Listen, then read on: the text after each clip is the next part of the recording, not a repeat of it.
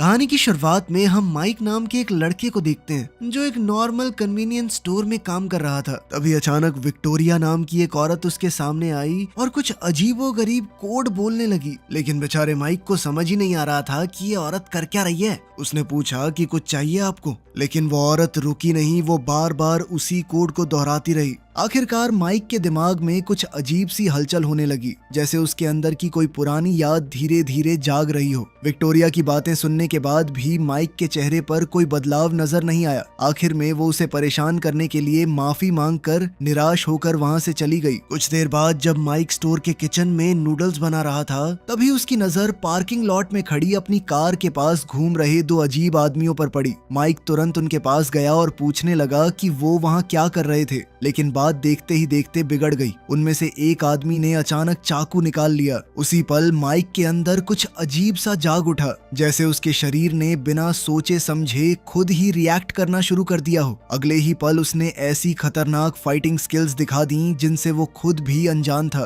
कुछ ही पलों में उसने दोनों आदमियों को मार गिराया। ये सब देखकर माइक बुरी तरह घबरा गया। उसने जल्दी से अपनी गर्लफ्रेंड मिया को फोन किया कि मैंने दो लोगों को मार दिया है और उनमें से एक को तो मैंने चम्मच से मारा है, पता नहीं कैसे। जल्द ही उसकी गर्लफ्रेंड मिया वहां पर पहुंच गई, लेकिन अपने सामने ये मंजर देखकर वो भी सन्न रह गई। उसे समझ ही नहीं आ रहा था कि आखिर कुछ ही पलों में इतना सब कैसे हो गया था। अब तक माइक की जिंदगी अपनी गर्लफ्रेंड मिया के साथ बिल्कुल नॉर्मल चल रही थी। वो मिया के साथ अपनी जिंदगी बिताने के सपने देख रहा था। उसने चुपके से एक एंगेजमेंट रिंग भी खरीद ली थी और उसे प्रपोज करने के लिए एक रोमांटिक ट्रिप की पूरी प्लानिंग कर चुका था। लेकिन एयरपोर्ट पहुंचने के बाद सब कुछ बिगड़ गया। फ्लाइट पकड़ने से पहले ही माइक को अचानक एक बहुत तेज पैनिक अटैक आ गया। उसकी हालत इतनी खराब हो गई कि वो बाथरूम में जाकर बीमार पड़ गया। इसी वजह से दोनों को अपनी फ्लाइट मिस करनी पड़ी। बाद में घर लौटते वक्त माइक बार बार मिया से माफी मांग रहा था, लेकिन मिया ने प्यार से उसे समझाया कि इसमें उसकी कोई गलती नहीं थी और सब ठीक था।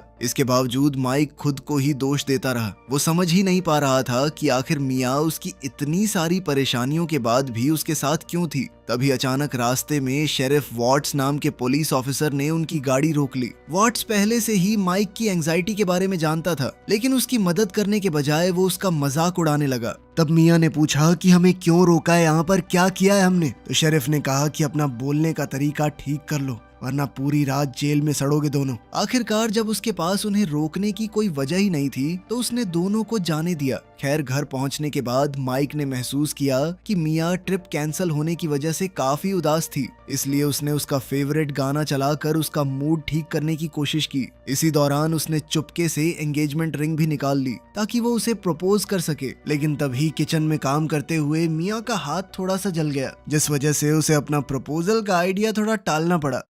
खैर, फिर अगले दिन तेज बारिश के बावजूद माइक अपनी ड्यूटी के लिए लोकल स्टोर पहुंच गया। फिर कुछ देर बाद ब्रेक के दौरान वो बाहर साइन बोर्ड बदलने और चुपके से सिगरेट पीने के लिए निकला, लेकिन उसे जरा भी अंदाजा नहीं था कि उसी वक्त आसमान में घूम रहा एक सैटेलाइट उसकी पहचान कर चुका था। सैटेलाइट ने उसे अल्ट्रा प्रोग्राम से जुड़ा हुआ टारगेट आइडेंटिफाई कर लिया था। इसी दौरान हम देखते हैं कि लैंगली में एजेंट विक्टोरिया को एक कोडेड मैसेज मिला। उस मैसेज में साफ लिखा था कि अगले 24 घंटों के अंदर माइक को मार दिया जाएगा। साथ ही विक्टोरिया को सख्त हिदायत दी गई कि तुम किसी तरह की टांग मत अड़ाना इस मिशन में। मगर विक्टोरिया ने इस फैसले का जोरदार विरोध किया। उसने याद दिलाया कि उन्होंने माइक की हिफाजत करने का वादा किया था, लेकिन उसकी एक भी बात नहीं सुनी गई और अगले ही पल सामने वाले ने बिना कुछ कहे फोन काट दिया। आखिर में वो बेहद गुस्से में अपने कलीग मैक्स हंटर के ऑफिस में घुस गई। दोनों के बीच माहौल काफी तनाव भरा था। दरअसल विक्टोरिया वाइजमैन प्रोग्राम की हेड थी, जबकि हंटर टफ गाय प्रोग्राम संभाल रहा था। माइक उस पुराने अल्ट्रा प्रोग्राम का आखिरी जिंदा मेंबर था, जिसे विक्टोरिया ने पहले ही बंद करवा दिया था और अब उसी माइक को मारने का फैसला लिया गया था। विक्टोरिया ने हंटर से पूछा कि आखिर वो माइक को क्यों मरवाना चाहता था, जिस पर हंटर ने सीधा सीधा जवाब दिया कि माइक शहर छोड़ने की कोशिश कर रहा है। प्रोटोकॉल में साफ लिखा है कि हम ऐसा नहीं होने दे सकते। इसी वजह से वो अब खत्म किए जाने वाले टारगेट्स की लिस्ट में आ चुका था। मगर विक्टोरिया ने इस फैसले का फिर से विरोध किया, लेकिन हंटर ने कहा कि मुझे इस बात से कोई फर्क नहीं पड़ता, तुम इस बारे में क्या सोचती हो, जो मेरा काम है वो मैं करूंगा। अगले दिन माइक सुबह जल्दी उठ गया। आज वो काफी उत्साहित था क्योंकि उसे अपने दोस्त रोज से मिलकर प्रपोजल के लिए पटाखे खरीदने थे। बाद में जब वो कन्वीनियंस स्टोर में काम कर रहा था तभी अचानक विक्टोरिया वहां आ पहुंची और फिर कहानी वहीं पहुंच गई जहां से शुरुआत हुई थी। उसने कुछ खास कोड बोलकर माइक की शक्तियों को एक्टिवेट कर दिया ताकि वो अपनी जान बचा सके। कांड होने के बाद माइक और मिया सोच ही रहे थे कि आगे क्या करना है कि तभी पुलिस वहां पर आ गई। उधर हंटर को खबर मिली कि उसके 2 ट्रेंड आदमियों को माइक ने सिर्फ 1 चम्मच की मदद से मार डाला था। ये सुनते ही हंटर को तुरंत शक हो गया कि विक्टोरिया ने माइक की छुपी हुई शक्तियां एक्टिवेट कर दी थी। इसीलिए अब उसने बिना देरी किए पूरे शहर को लॉकडाउन करने का ऑर्डर दे दिया। फिर कुछ ही देर बाद माइक और मिया को पुलिस ने हिरासत में ले लिया, लेकिन हंटर यहीं नहीं रुका। उसने सीधा पुलिस स्टेशन पर हमला करने का हुक्म दे दिया। इस मिशन के लिए उसने अपने 2 खतरनाक एजेंट्स क्रेन और सैम को भेजा।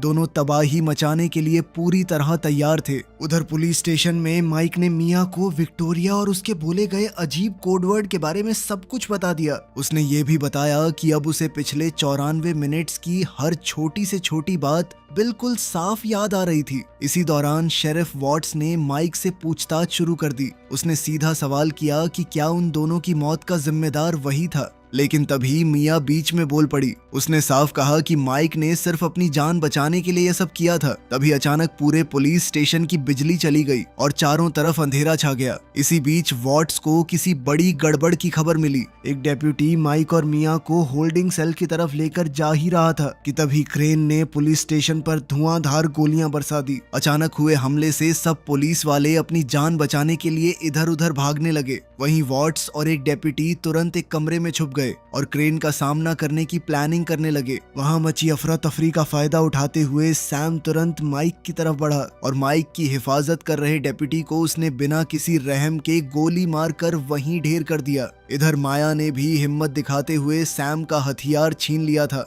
लेकिन अगले ही पल सैम ने उसे जोर से धक्का देकर दूर फेंक दिया। इसके बाद सैम सीधा माइक पर टूट पड़ा और दोनों के बीच जबरदस्त हाथापाई शुरू हो गई। इसी अफरा तफरी का फायदा उठाकर माइक और मिया सेल से बाहर निकल आए और उल्टा सैम को वहां अंदर बंद कर दिया। उधर क्रेन की अंधाधुंध फायरिंग के बीच शेरिफ वॉट्स और दूसरा डेप्यूटी बुरी तरह फंस गए थे। कुछ ही पलों में वो दोनों उसके हमले का शिकार बन गए। फिर क्रेन जैसे ही वॉट्स को खत्म करने वाली थी तभी उसकी नजर भागते हुए माइक और मिया पर पड़ गई। उसने बिना देरी किए उन पर गोलियां चलानी शुरू कर दी, लेकिन आखिरी हिम्मत जुटाकर वॉट्स ने क्रेन की टांग को एक कुर्सी से बांध दिया। फिर गुस्से में क्रेन ने तुरंत माइक की तरफ एक ग्रेनेड फेंका, लेकिन माइक ने बिना वक्त गवाए उस ग्रेनेड को पुलिस स्टेशन की तरफ उछाल दिया। अगले ही पल एक जबरदस्त धमाका हुआ और पूरा पुलिस स्टेशन हिल गया। धुआं छटने के बाद माइक सीधा क्रेन के सामने आकर खड़ा हो गया और एक ही जबरदस्त वार करते हुए उसे खत्म कर दिया। वहीं दूसरी ओर विक्टोरिया ने हंटर से संपर्क किया। असल में हंटर ने पूरे शहर के इकलौते एग्जिट को वायरल बीमारी के फैलने का बहाना बनाकर सील कर दिया था। उसने विक्टोरिया को बताया कि उसके दोनों ट्रेंड एजेंट्स मारे जा चुके थे, लेकिन विक्टोरिया ने साफ कह दिया कि अब वो हंटर के इस पूरे प्लान को खत्म करके ही दम लेगी।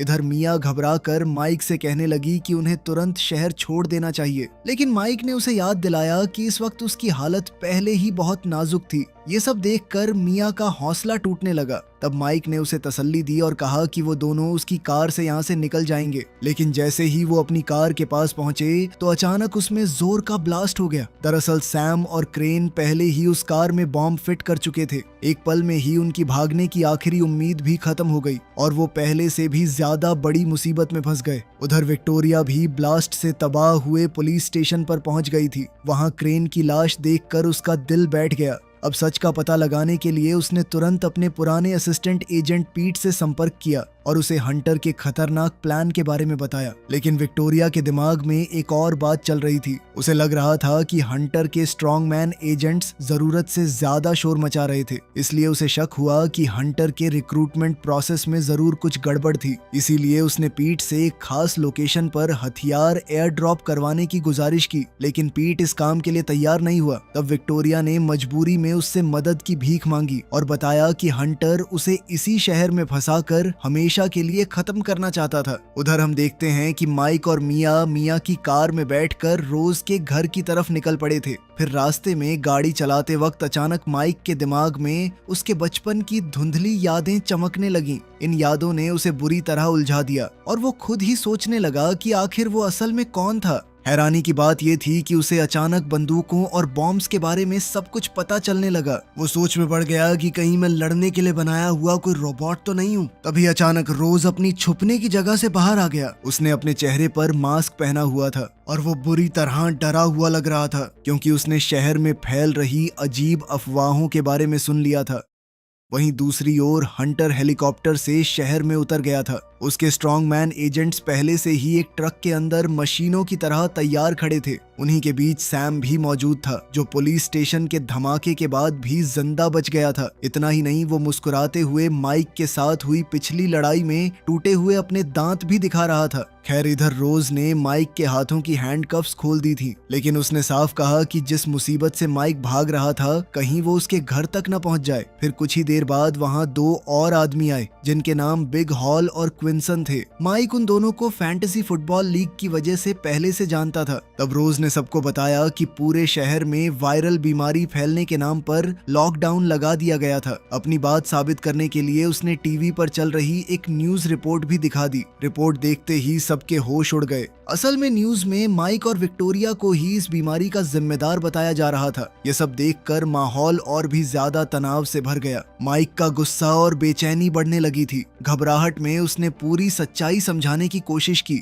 लेकिन रोज ने उसकी घबराहट को वायरस के लक्षण समझ लिया और तुरंत उस पर बंदूक तान दी। मगर अगले ही पल माइक ने अपनी तेज रिफ्लेक्सेस की मदद से रोज की बंदूक छीन ली, लेकिन उसने तुरंत माफी मांगते हुए वो बंदूक वापस भी कर दी, ताकि बात और न बढ़े। इसके बाद रोज उन दोनों को अपने बेसमेंट में ले गया और अंदर बंद कर दिया। हैरानी की बात यह थी कि वो बेसमेंट असल में एक छुपा हुआ डिस्को क्लब निकला। उधर विक्टोरिया को पीट के भेजे हुए हथियार सही सलामत मिल गए थे। उसके साथ कुछ फाइल्स भी थीं, जिनमें हंटर के स्ट्रॉन्ग मैन प्रोग्राम की सच्चाई लिखी हुई थी। उन फाइल्स से पता चला कि हंटर जानबूझकर मानसिक रूप से असंतुलित लोगों को स्ट्रॉन्ग मैन बना रहा था। अब धीरे धीरे विक्टोरिया के सामने पूरी साजिश की तस्वीर साफ होने लगी। इसी बीच हंटर ने पीट से संपर्क किया। उसे हथियारों की एयर ड्रॉप के बारे में सब कुछ पता चल चुका था। उसने पीट को ठंडे लहजे में चेतावनी दी कि उसने देश से गद्दारी की थी और उस गद्दारी की कीमत उसे बहुत महंगी चुकानी पड़ेगी। इसके बाद हंटर ने पीट को सख्त हिदायत दी कि वो इस मामले में दोबारा दखल देने की कोशिश न करे। इतना कहकर उसने तुरंत फोन काट दिया। फिर कुछ ही देर बाद विक्टोरिया ने भी पीट को कॉल किया। उसने कहा कि उसे सच्चाई दुनिया के सामने लाने में उसकी मदद चाहिए, लेकिन पीट डर चुका था, इसलिए उसने विक्टोरिया की मदद करने से साफ इनकार कर दिया। इधर बेसमेंट में मिया को छत के पास एक ऐसा रास्ता मिल गया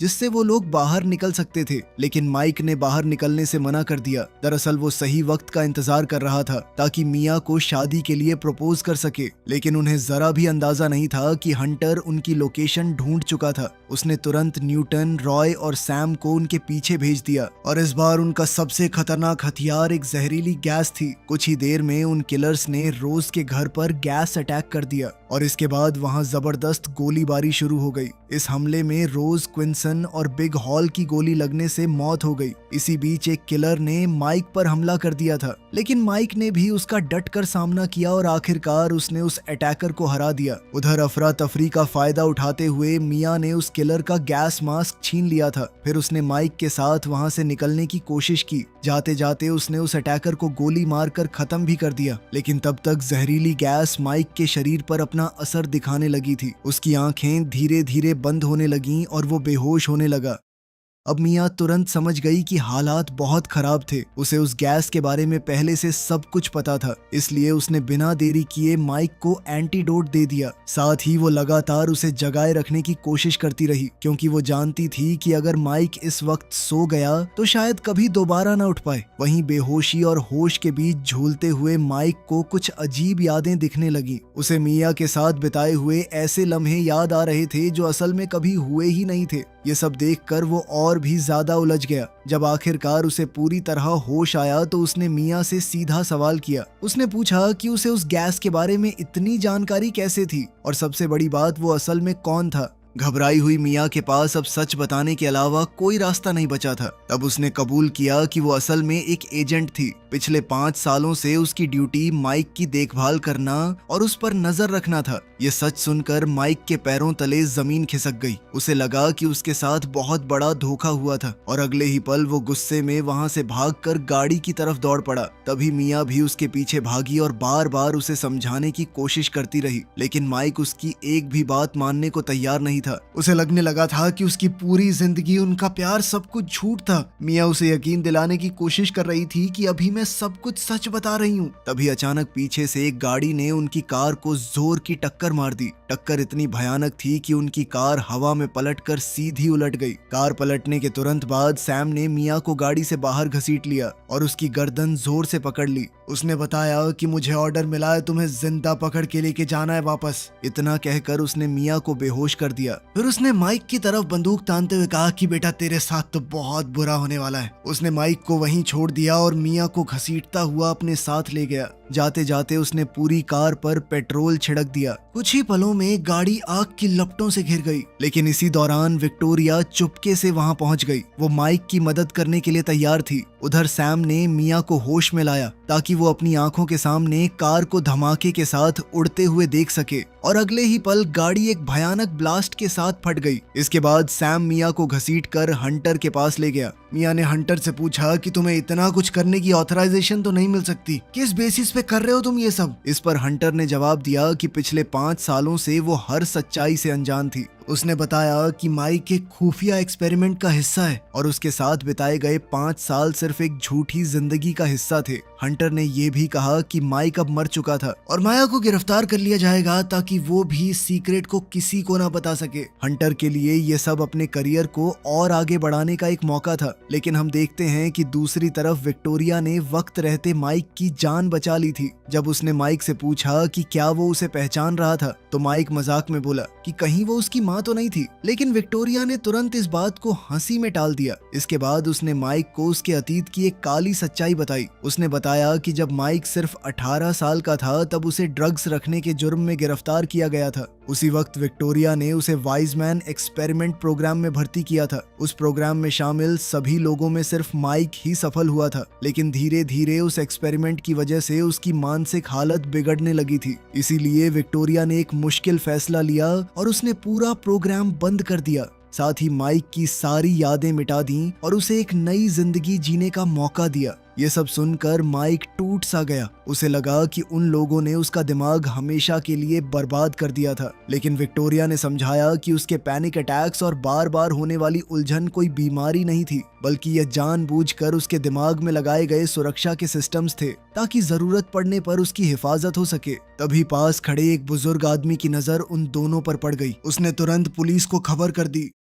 उधर हंटर भी इस नए झंझट से बुरी तरह गुस्से में आ गया था। माइक की फाइल डिलीट करने की कोशिश करते हुए उसने पीट को तुरंत कॉल किया और उनकी लोकेशन पर एक ड्रोन भेजने का हुक्म दे दिया। इधर मिया ने भागने की कोशिश की, लेकिन कुछ ही पलों में उसे दोबारा पकड़ लिया गया। उधर ड्रोन उनकी लोकेशन की तरफ बढ़ रहा था। इसी के साथ हंटर ने अपने मिलिट्री कोऑर्डिनेटर ओटिस और स्ट्रॉन्गमैन बीटल को भी माइक के घर भेज दिया। वहीं दूसरी तरफ माइक अब भी सच मानने को तैयार नहीं था। विक्टोरिया ने उसे बहुत समझाने की कोशिश की, लेकिन माइक ने उसकी एक न सुनी। जैसे ही माइक ने सिगरेट जलाई, विक्टोरिया राइफल लेकर घर के बाहर पहरा देने लगी। इसी दौरान उसने माइक को बताया कि मिया का असली मिशन सिर्फ इतना था कि वो उसकी जिंदगी को दोबारा नॉर्मल बना दे और फिर वापस लौट जाए, लेकिन मिया ने ऐसा नहीं किया। उसने माइक के लिए अपना करियर और सब कुछ दांव पर लगा दिया, क्योंकि उसे हमेशा माइक की काबिलियत पर पूरा भरोसा था। तभी अचानक बीटल ने विक्टोरिया पर हमला कर दिया, लेकिन माइक ने बिना देरी किए उसकी मदद की और बीटल को जोर का धक्का देकर खिड़की से बाहर गिरा दिया।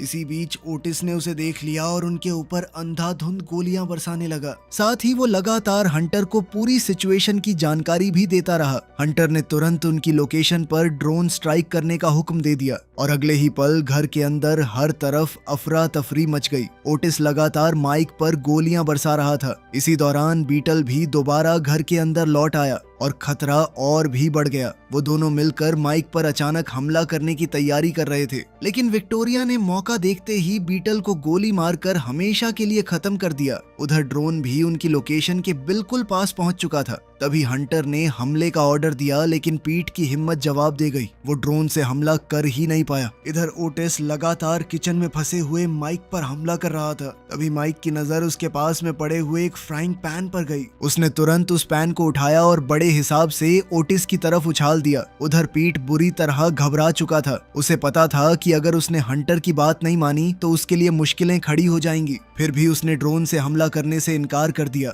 जल्द ही ड्रोन बिना हमला किए उनके ऊपर से निकल गया। इसके बाद पीट ने मजबूरी में हंटर के सीनियर ऑफिसर मिस्टर क्रूगर से संपर्क किया। खबर मिलते ही मिस्टर क्रूगर तुरंत अपने प्राइवेट जेट से निकल पड़ा। उधर हंटर की मुश्किलें बढ़ने लगी थीं। उसकी पूरी सपोर्ट टीम को शहर छोड़ने का ऑर्डर मिल चुका था। अब वो लगभग अकेला पड़ गया था। इसी बीच हंटर ने माइक को फोन किया। माइक ने टॉन्ट करते हुए पूछा कि क्या वो हार मानकर सरेंडर करने के लिए कॉल कर रहा था, लेकिन हंटर ने ठंडे लहजे में बताया कि मिया उसके कब्जे में थी। उसने धमकी दी कि अगर माइक मिया को जिंदा देखना चाहता था तो उसे तुरंत शहर के एक लोकल स्टोर पर आना होगा। माइक एक पल के लिए उलझन में पड़ गया। एक तरफ उसकी जान का खतरा था और दूसरी तरफ मिया। तभी हंटर ने फोन मिया की तरफ कर दिया। माया ने रोते हुए माइक से माफी मांगी और कहा कि वो उससे दिल से प्यार करती थी। साथ ही उसने माइक से वहां न आने और भाग जाने की गुजारिश भी की, लेकिन इससे पहले कि वो कुछ और कह पाती, हंटर ने फोन काट दिया। अब माइक ने फैसला कर लिया था कि चाहे कुछ भी हो जाए वो मिया को बचा कर ही रहेगा। इसलिए उसने पटाखों का एक बड़ा स्टॉक अपने साथ उठा लिया। उधर हंटर ने भी अपने आदमियों को पूरी तैयारी के साथ तैनात कर दिया था। कुछ ही देर बाद माइक ने ओटिस की जीप में बैठकर धमाकेदार एंट्री मारी। जैसे ही वो अंदर घुसा उसने पटाखे जला दिए और अगले ही पल हर तरफ अफरा तफरी मच गई। इसी हंगामे का फायदा उठाकर हंटर के आदमी मिया को लेकर स्टोर के अंदर घुस गए और अगले ही पल माइक भी गाड़ी समेत स्टोर के अंदर घुस गया। उसने वहां का अनाउंसमेंट फोन उठाकर मिया से कहा कि मैं तुमसे बहुत प्यार करता हूँ, और ये भी यकीन दिलाया कि यह बुरा सपना बहुत जल्द खत्म होने वाला था। तभी चारों तरफ से गोलियां चलनी शुरू हो गईं। अपनी जान बचाने के लिए माइक को स्टोर में रखी हर चीज को हथियार की तरह इस्तेमाल करना पड़ा, मगर लड़ाई के दौरान उसके पेट में चाकू लग गया। साथ ही एक गोली उसके सिर को छूते हुए निकल गई। लेकिन इतनी बुरी हालत के बाद भी माइक ने हार नहीं मानी। उसने पटाखों का इस्तेमाल करके हर तरफ धुआं और तबाही फैला दी और इसी का फायदा उठाकर एक एक करके अपने दुश्मनों का खात्मा करता गया। अंत में सिर्फ सैम ही बचा था। हंटर ने उसे तुरंत ऑर्डर दिया कि माइक को मार डालो, जबकि वो खुद मिया को अपने साथ लेकर वहां से भागने लगा। तभी मिया ने अपने हाथ की सफाई दिखाते हुए अपनी हथकड़ी खोल ली और तुरंत हंटर पर ही हमला कर दिया। इधर सैम ने माइक को ढूंढ निकाला। पहले वो उससे बात करना चाहता था, लेकिन कुछ ही पलों में बात एक खतरनाक लड़ाई में बदल गई। दोनों ने एक दूसरे को बुरी तरह जख्मी कर दिया। आखिर में माइक किसी तरह सैम की गोलियों से बचकर निकल गया। उधर हंटर माया को लेकर भागने की कोशिश कर रहा था, लेकिन तभी विक्टोरिया उसके सामने आ गई और उसने बिना देरी किए हंटर पर हमला कर दिया। इसी दौरान माइक ने भी सैम को काबू में कर लिया। उसने बंदूक तान कर उसकी जान लेने की तैयारी कर ली, लेकिन तभी सैम ने सच बता दिया। उसने कहा कि वो अपनी मर्जी से कुछ नहीं कर रहा था, बल्कि दूसरे लोग उसके दिमाग को कंट्रोल कर रहे थे। ये सुनकर माइक को एहसास हुआ कि सैम भी उसी की तरह एक मोहरा था, इसीलिए उसने उसकी जान बख्श दी। वहीं दूसरी ओर विक्टोरिया हंटर का गला दबा रही थी। तभी मिस्टर क्रूगर वहां पहुंच गया और उसने दोनों को रोक दिया। इसी बीच मिया किसी तरह घायल माइक तक पहुंच गई थी। दोनों ने एक दूसरे का सहारा लिया और धीरे धीरे स्टोर से बाहर निकल आए। लेकिन बाहर निकलते ही उन्होंने देखा कि पूरी जगह पुलिस ने घेर रखी थी। सभी ऑफिसर्स ने उन पर बंदूकें तान रखी थीं। इसी बीच माइक एक घुटने पर बैठ गया। उसने माया को एंगेजमेंट रिंग दिखाते हुए शादी के लिए प्रपोज किया। माया ने मुस्कुराते हुए तुरंत हाँ कर दी, लेकिन दोनों एक दूसरे को किस कर पाते उससे पहले ही पुलिस ने उन दोनों पर टेजर चला दिया। फिर कुछ देर बाद मिस्टर क्रूगर जंगल में विक्टोरिया और हंटर के सामने खड़ा था। उसने दोनों को घुटनों के बल बैठने पर मजबूर कर दिया। इसके बाद उसने विक्टोरिया को सरकारी ऑपरेशन में दखल देने और उसकी वजह से हुए आम लोगों की मौत के लिए कड़ी फटकार लगाई। उधर हंटर अपनी सोची समझी जीत पर घमंड करने लगा। उसे पूरा यकीन था कि उसने मिशन को सफलता से पूरा कर दिया था, लेकिन उसकी खुशी ज्यादा देर तक टिक नहीं पाई। तभी मिस्टर क्रूगर ने एक ऐसा सच बताया जिसने हंटर के होश उड़ा दिए। उसने साफ कह दिया कि हंटर को यह ऑपरेशन चलाने की कोई ऑफिशियल परमिशन ही नहीं दी गई थी। यह सुनकर हंटर हैरान रह गया। उसने कहा कि अगर मिशन कामयाब हो जाता तो सब लोग उसकी तारीफ ही करते। क्रूगर ने उसकी बात से हामी तो भर दी, लेकिन अगले ही पल उसने बिना एक भी पल गवाए हंटर को गोली मार दी। यह देखकर विक्टोरिया ने अपनी जान की भीख मांगी। क्रूगर का मानना था कि माइक अब भी बहुत खतरनाक था, इसीलिए उसे जिंदा छोड़ना खतरे से खाली नहीं है। लेकिन विक्टोरिया ने उसे समझाया। उसने क्रूगर को याद दिलाया कि माइक ने अकेले ही सरकार के 17 खतरनाक स्ट्रॉन्गमैन एसेट्स को हरा दिया था। उसके हिसाब से माइक जैसा एजेंट सरकार के लिए एक बहुत बड़ी ताकत साबित हो सकता था। इसके बाद हम माइक को एक इंटेरोगेशन रूम में जंजीरों से बंधा हुआ देखते हैं और मिस्टर क्रूगर खुद उससे पूछताछ कर रहा था। अब तक माइक अपनी पुरानी यादों और असली पहचान को पूरी तरह याद कर चुका था। इस घटना के करीब 6 महीने बाद हम देखते हैं कि माइक और मिया एक मिशन पर काम कर रहे थे, लेकिन तभी लिफ्ट के अंदर कुछ आदमियों ने अचानक माइक को अगवा कर लिया। उधर विक्टोरिया सिक्योरिटी कैमरास के जरिए ये सब कुछ देख रही थी और उसके चेहरे पर हल्की सी मुस्कान थी, क्योंकि माइक बिल्कुल वैसे ही उनके जाल में फंस चुका था जैसे उन्होंने प्लान किया था। आखिरकार किडनैपर्स माइक को एक कमरे में ले गए। वहां मौजूद सब लोग उसका मजाक उड़ा रहे थे। उन्हें लग रहा था कि बिना किसी हथियार के माइक उनका कुछ नहीं बिगाड़ सकता था। लेकिन माइक ने शांत रहकर कमरे का हर कोना ध्यान से देखा और फिर उसे हंसी आ गई कि बेटा तुम लोग तो गए। वीडियो पसंद आई तो लाइक कर देना, चैनल को सब्सक्राइब कर लेना। मिलते हैं अगली वीडियो में।